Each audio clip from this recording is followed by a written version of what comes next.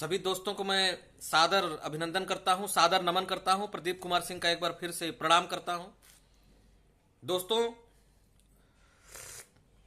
आज जब मैं वाराणसी से लखनऊ की ओर आ रहा था तो एक बहुत बड़ा ही विभत्स दृश्य देखा जिसमें बुलडोजर बड़े बड़े लगे हुए थे और वो बुलडोजर जो है नीचे जो बड़े बड़े पेड़ थे उनकी जड़ों को गहराई में काट दे रहे थे।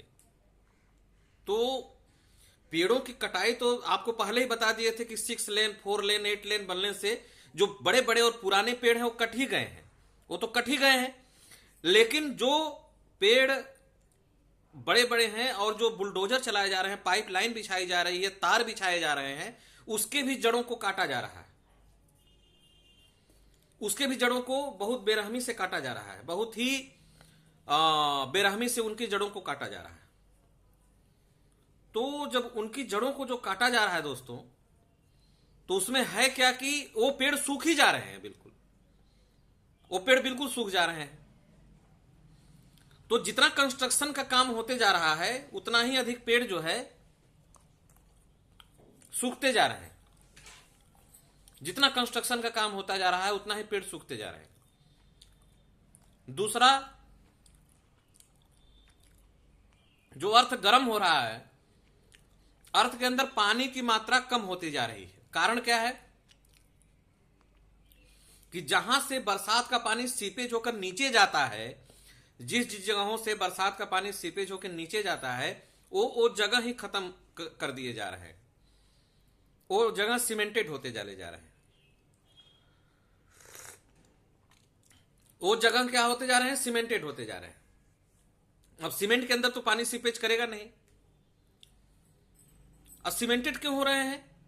क्योंकि स्कूल बन रहे हैं, मॉल बन रहे हैं, बिल्डिंग्स बन रही है, सड़कें बन रही हैं, सब कुछ सीमेंटेड होता जा रहा है। तो पानी जो बरसात का हो रहा है वो सीपेज होकर जमीन के अंदर नहीं जा पा रहा है और लोग समरसेबल से पानी निकालते जा रहे हैं।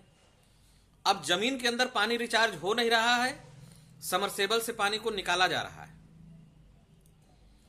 रेन वाटर रेन होने से पानी रिचार्ज होता है, तो रेन हो रहा है तो उसका भी पूरा उपयोग क्या हो रहा है? नहीं हो पा रहा है। दूसरा, रेन करने के लिए सबसे ज्यादा जरूरत पेड़ पौधों की होती है। यानी बरसात करने के लिए जो सबसे जरूरी होते हैं वो सबसे जरूरी होते हैं पेड़ पौधे। तो पेड़ पौधे जो है वो कटे जा रहे हैं, कटे जा रहे हैं, कटे जा रहे हैं, काटते जा रहे हैं, काटते जा रहे हैं, पेड़ पौधे समाप्त हो जा रहे हैं। लेकिन जो ये नया जो अभी सिस्टम हम देखें कि बड़े बड़े बुलडोजर्स, बड़े बड़े मशीन, पुकलेन, जेसीबी, ये जो पेड़ की जड़ों को, जो जैसे पीपल का बहुत बड़ा पेड़ है उसकी जड़ बहुत गहरी तक गई हुई है, उसको काट लिए नीचे। अब नीचे गड्ढा करते जा रहे हैं, उसके जड़ को उड़ा दिए। अब एक जड़ कटा, दूसरी ओर से दूसरी जड़ कटा, तीसरी ओर से तीसरी जड़ कटा और वो पीपल का बड़ा सा पेड़ सूख गया। यानी जीते जी उस पेड़ को मार दिया गया। काटने की जरूरत भी नहीं है पेड़ के जड़ को ही उखाड़ दे रहे हैं बुलडोजर लगा के। और जब पेड़ की जड़ को ही उखाड़ रहे हैं तो फिर वो पेड़ तो सूखना तय है, सूख ही जाएगा। सूख जाएगा कि नहीं आप बताइए? सूख जाएगा।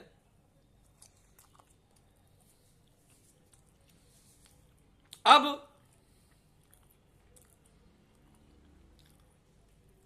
ग्लोबल वार्मिंग के बारे में बताएंगे आपको। पेड़ कम होते जा रहे हैं, रेन वाटर मिल ही नहीं रहा है। जो रेन वाटर मिल रहा है वो कंक्रीट बनने से, सीमेंट बनने से वो सब खत्म होते जा रहे हैं। उसका कंक्रीटाइजेशन हो गया है, मतलब सीमेंटीकरण हो गया है। अब सीमेंटीकरण होने की वजह से वो समाप्त होते जा रहे हैं। दूसरा, कुछ कंट्री में एक घर में एक 4 व्हीलर या एक 2 व्हीलर की ही जो है कि कानून है, और वहां पर एक घर में एक ही 2 व्हीलर ले सकते हैं, एक ही 4 व्हीलर ले सकते हैं। लेकिन भारत में ऐसा कोई भी कानून नहीं है। भारत में एक घर में चाहे तो 10 गाड़ियां रख सकते हैं, 50 गाड़ियां रखते हैं, 100 गाड़ियां रख सकते हैं। एक एक बच्चे के लिए एक एक गाड़ियां हो सकती हैं। और उन गाड़ियों में तेल भराया जाएगा, उन गाड़ियों में अलग अलग लोग ढंग से जाएंगे, अलग अलग ढंग से जाएंगे तो अलग अलग प्रकार का पोल्यूशन होगा, अलग अलग प्रकार का प्रदूषण होगा। बस से लोग जाना जो है पसंद नहीं करेंगे, बस से जाने से उनको स्टेटस सिंबल में दिक्कत होती है। हाँ, हम बस से जाएं, टू व्हीलर गाड़ी से जाएंगे, फोर व्हीलर गाड़ी से जाएंगे। अब एक एक घर में चार चार, जो यही तो अंधानुकरण है ना। मतलब पैसा गलत ढंग से कमाओ, फिर उसको गलत ढंग से लगाओ, फिर उसको जो है कि गलत ढंग से जो है कि गाड़ियां खरीदो, स्विस बैंक में डालो, जमीन खरीदो। मतलब यही तो हो रहा है कि अमीर अमीर होते जा रहे हैं और गरीब गरीब होते जा रहे हैं।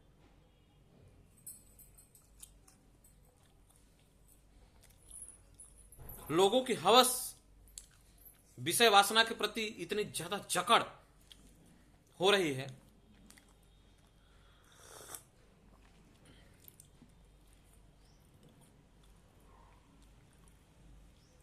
कि उसका कहीं अंत नहीं मिल रहा है।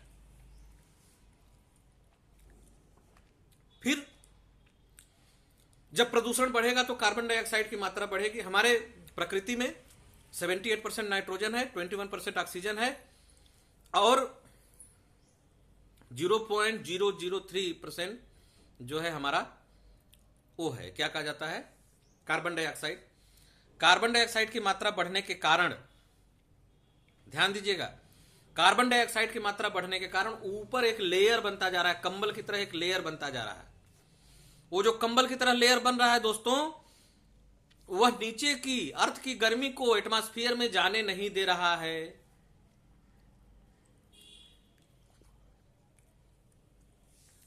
यानी जब दिन में सूर्य गर्म होता है तो अर्थ गर्म होती है,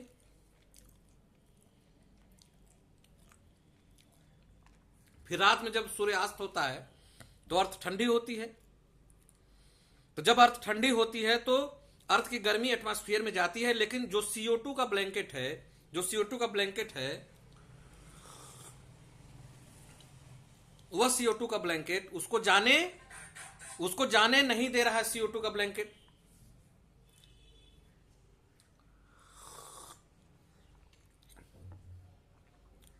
CO2 का ब्लैंकेट उसको जाने नहीं दे रहा है ऊपर।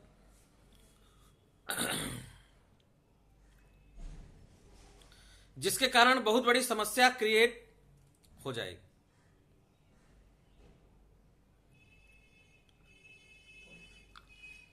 अब उसका क्या परिणाम होगा कि अर्थ धीरे धीरे गर्म होती जा रही है। अर्थ जो गर्म दिन पर दिन हो रही है, एक तो पेड़ कटने की वजह से, दूसरा धरती के अंदर पानी नहीं है, अंडरग्राउंड वाटर टेबल खत्म हो गया है, इसके कारण हो रही है।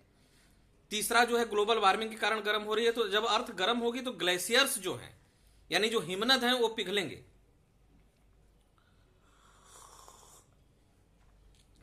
हिमनद पिघलेंगे और हिमनद पिघलने के कारण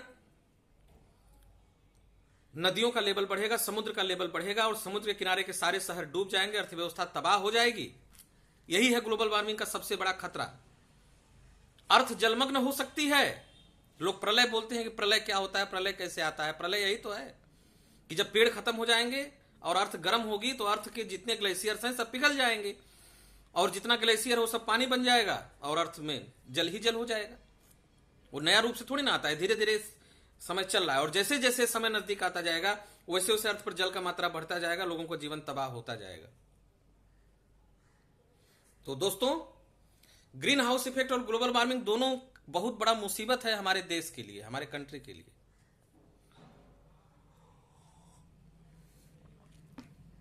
सभी दोस्तों को सादर नमन करता हूं, सादर वंदन करता हूं, सादर अभिनंदन करता हूं।